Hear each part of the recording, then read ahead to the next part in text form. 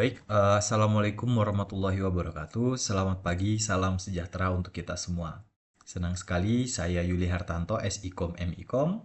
Dalam kesempatan hari ini, kita akan belajar mengenai etika dan filsafat komunikasi. Tentunya nanti kita akan membahas mengenai etika komunikasi dalam ranah privasi.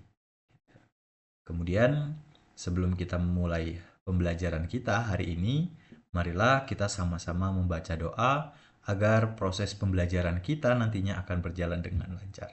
Berdoa dimulai.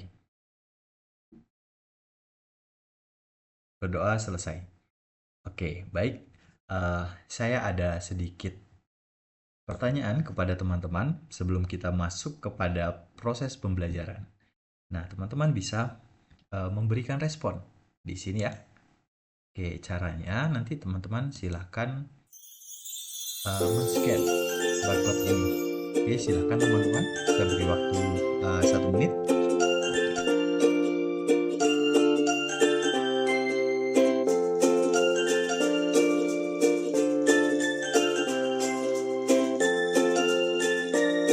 Oke, nah silahkan teman-teman ungkapkan bagaimana hari ini.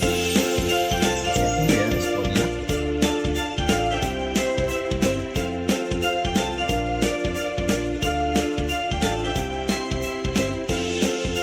Ini sudah ada respon nih dari Yuli Hartanto.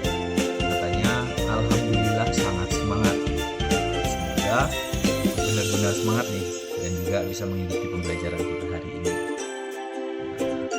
Itu respon dari teman-teman ya. Oke, karena sudah mendapatkan respon, saya akan langsung lanjut ke materi.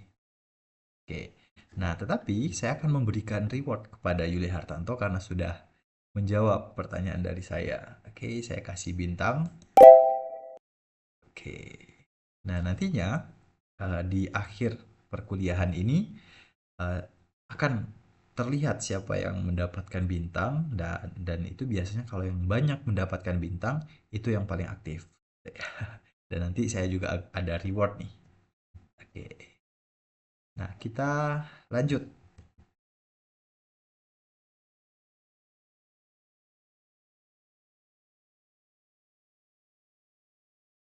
Oke, sebentar.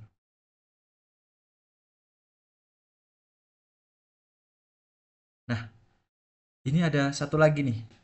Ayo ambil gambar dengan pose semangat. Oke. Nah, silahkan ya dicoba ya. Oke. Saya kasih waktu 1 menit untuk mencoba teman-teman membuat respon.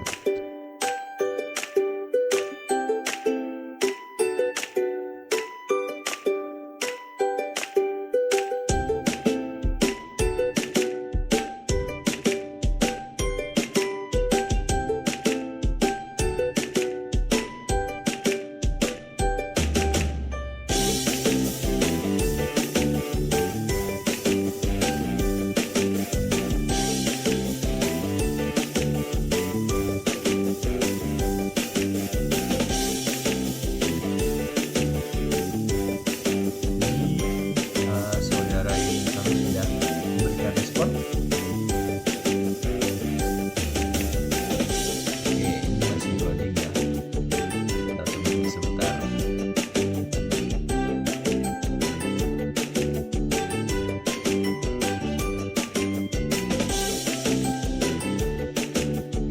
Terima kasih untuk saudara Yuli Hartanto.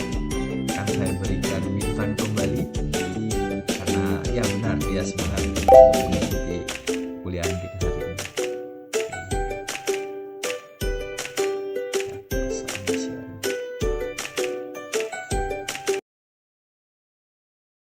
Oke, terima kasih. Nah, jadi itu merupakan cara saya untuk mengembalikan semangat teman-teman dan juga agar teman-teman semangat untuk mengikuti pembelajaran dengan saya. Oke, nah kita masuk kepada capaian pembelajaran pada mata kuliah ini ya teman-teman. Capaian pembelajarannya yaitu mahasiswa mampu menguasai konsep tentang etika komunikasi. Kemudian mampu menganalisis prinsip-prinsip etika komunikasi. dan juga mampu menganalisis kasus privasi dalam etika komunikasi. Nah, nantinya dalam perkuliahan ini, selain saya memberikan materi, saya akan menerapkan metode case-based learning, itu pembelajaran menggunakan kasus. Gitu. Nantinya kita akan sama-sama memecahkan sebuah kasus. Oke. Nah, kemudian terkait etika komunikasi. Nah, sedikit mengenai etika komunikasi. Ketika kita berbicara mengenai etika komunikasi, kita akan berbicara mengenai nilai, norma, dan prinsip yang mengatur cara individu atau kelompok dalam berkomunikasi secara bertanggung jawab, jujur, dan menghormati orang lain. Nah, tentunya kita dalam melakukan komunikasi, kita harus menekankan pada nilai dan norma. Seperti itu. Misalnya kita harus menghormati orang lain. Mana ketika kita sudah menghormati orang lain, kita sudah memiliki etika dalam berkomunikasi tadi. Kemudian terdapat prinsip-prinsip dalam etika komunikasi. Yang pertama, kejujuran, di mana ketika kita berkomunikasi dengan rekan, kita harus menyampaikan informasi secara benar dan tidak menyesatkan. Sehingga dalam prinsip ini, kita dituntut agar tidak menyebarkan informasi hoax. Kemudian, yang kedua, tanggung jawab, di mana sebagai komunikator harus bertanggung jawab atas dampak pesan yang disampaikan. Jadi, terkadang kita pernah mengirimkan pesan yang salah. Nah, ketika ternyata kita mengirimkan pesan yang salah, kita harus membuat klarifikasi dan bertanggung jawab atas pesan yang kita kirimkan kepada orang lain. Kemudian prinsip yang ketiga, kebebasan dan keterbukaan, di mana dalam prinsip ini menekankan bahwa kita dalam berkomunikasi harus menghormati kebebasan berbicara tanpa merugikan hak orang lain. Tentunya setiap orang memiliki hak untuk berbicara, dan juga kita harus memberikan kebebasan kepada orang lain untuk menyampaikan pendapatnya dan juga menyampaikan apapun yang ingin mereka sampaikan. Kemudian, prinsip yang keempat adalah respect terhadap lawan bicara.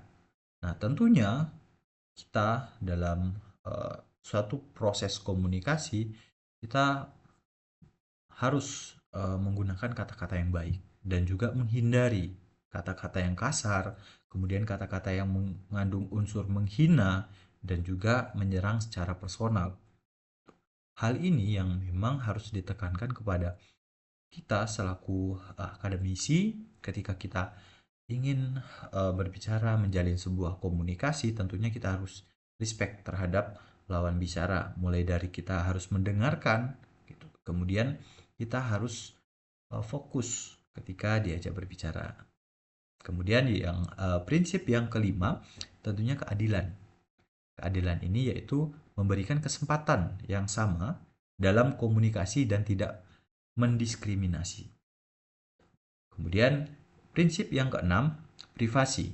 Nah, ini saya agak meng-highlight privasi ini. Tentunya ini menjadi pembahasan kita nantinya. Nah, dalam privasi ini tentunya kita harus menjaga kerahasiaan informasi milik pribadi orang lain jika itu bersifat sensitif. Misalnya, kita memiliki seorang sahabat dan seorang sahabat itu berbagi rahasianya kepada kita. Nah, sudah kewajiban kita untuk menjaga kerahasiaan informasi dari teman kita. Seperti itu. Itu untuk yang prinsip privasi. Kemudian tantangan dalam etika komunikasi. Tentunya tantangan dalam etika komunikasi, misalnya yang pertama itu disinformasi dan hoax. Tentunya penyebaran informasi palsu yang dapat merugikan banyak pihak itu harus kita hindari. Dan juga ini menjadi sebuah tantangan dalam etika komunikasi. Karena seiring perkembangan zaman dengan kemudahan penyebaran informasi, mau tidak mau kita akan menemukan adanya disinformasi dan juga hoax. Ini yang menjadi tantangan dalam etika komunikasi. Kemudian pelanggaran privasi seperti penyebaran data pribadi tanpa izin. Ini sering terjadi di mana kita memiliki data pribadi seperti KTP, kemudian alamat rumah, itu rentan akan penyebaran data pribadi tanpa izin. Gitu. Seringkali terdapat oknum-oknum yang sengaja ingin menyebarkan data pribadi kita, dan ini menjadi sebuah tantangan dalam etika komunikasi. Kemudian, bias dan diskriminasi. Tentunya, komunikasi yang cenderung memihak atau menyinggung kelompok tertentu ini menjadi sebuah tantangan. Fenomenanya adalah di mana dalam media sosial itu seringkali kita melihat postingan-postingan ataupun komen-komen yang memang menyudutkan kelompok tertentu. Gitu. Ini menjadi sebuah diskriminasi seperti itu, dan ini menjadi sebuah tantangan dalam etika komunikasi. Kemudian anonymity dalam dunia digital. Tentunya dalam penggunaan internet yang tidak bertanggung jawab dalam berkomentar atau menyebarkan informasi. Ya, seringkali kita melihat buzzer ya. Gitu.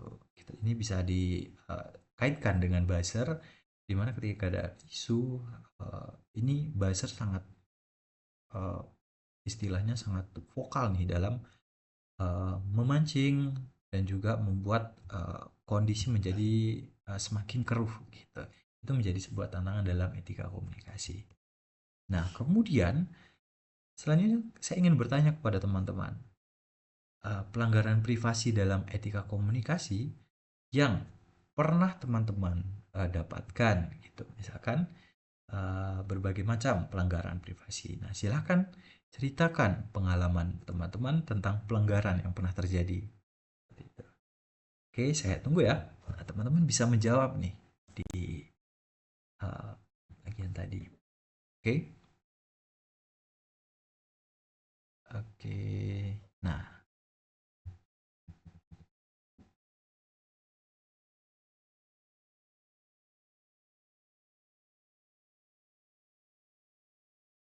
nah silakan teman-teman untuk merespon ya. Oke.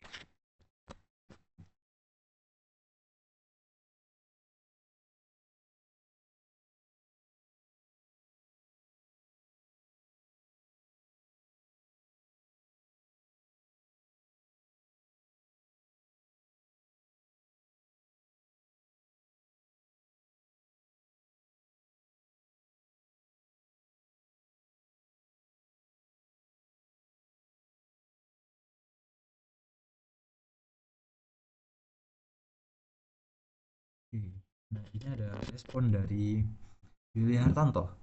Dia yang mengatakan bahwa pengalaman saya tentang pinjaman online. Saya pernah dihubungi orang tidak dikenal yang mengatasnamakan pinjaman online gitu. Ya, sering ya kita misalkan teman kita meminjam istilah pinjol gitu dan dia tidak membayar. Nah, terkadang orang pinjolnya itu menghubungi kita untuk membantu menagih gitu, atau mengingatkan. Nah, itu saya juga pernah itu dalam waktu saya kuliah. Jadi teman saya pernah meminjam uang di pinjaman online dan mungkin nggak dibayar, jadinya kami satu kelas dihubungi oleh operator atau orang dari pinjol itu untuk mengingatkan teman kami untuk segera membayar seperti itu. Nah, dalam hal ini tentunya kita privasi kita sangat terganggu dengan kondisi itu. Nah, itu ya kalau terkait pengalaman dari Yuli Hartanto. Oke, selanjutnya ya kita akan mulai untuk melihat sebuah studi kasus di mana dalam kompas.com itu ancam apa namanya beritanya berkaitan dengan uh, pinjol yang mengancam sebarkan data nasabah. Kemudian kantor pinjol di Manado digerebek Polda Metro Jaya. Nah, berita lainnya, data pribadi disebar pinjol dan difitnah sebagai buron. Saya harus gimana? Nah, kondisi ini terjadi, ini fenomena ini sangat sering terjadi, gitu. Apalagi di masyarakat. Tentunya kita harus mengantisipasi, ya kalau bisa jauhi pinjaman online seperti itu. Oke, ini ada sebuah studi kasus, mungkin akan saya bacakan. Penggerebekan kantor pinjol ilegal di Manado oleh Polda Metro Jaya. Kasus ini berawal dari laporan warga yang merasa terancam akibat tindakan intimidasi yang dilakukan oleh kantor pinjaman online atau pinjol ilegal di Manado, Sulawesi Utara. Korban yang meminjam dana secara online pada 25 Oktober 2022 dengan tenor 30 hari mulai menerima teror menjelang jatuh tempo pembayaran gitu.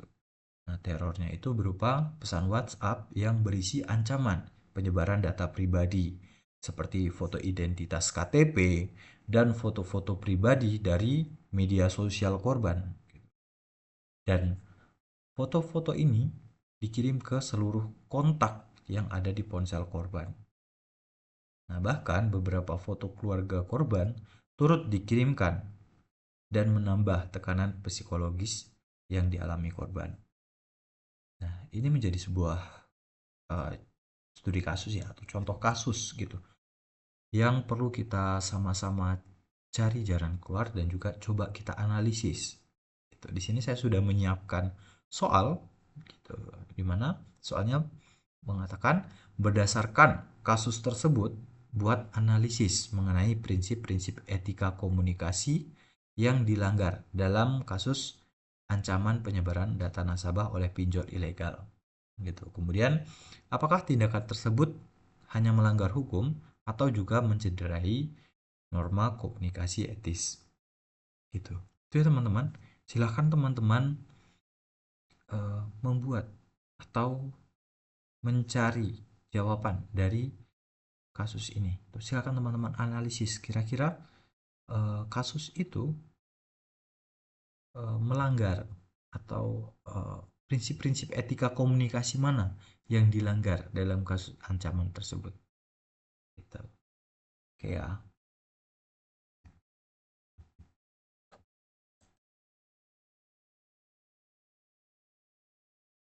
Silakan teman-teman untuk menyampaikan hasil analisis teman-teman ke dalam jawaban ini. Gitu. Ya. Saya akan beri waktu sekitar 5 menit untuk teman-teman bisa menjawab pertanyaan dari studi kasus tadi.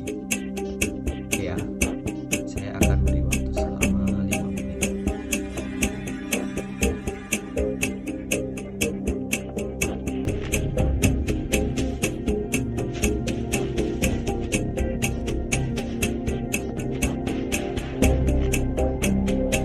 Oke, ini Yuli Hartanto sudah menjawab. Ada jawaban dari saudara Yuli Hartanto. Menurut dia, kasus tersebut mencederai prinsip privasi dan sudah masuk ke dalam pelanggaran etika komunikasi. Ya, terima kasih atas jawabannya. Saya akan memberikan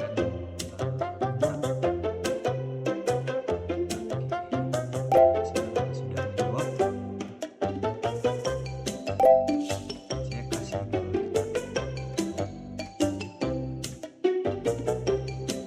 kita close.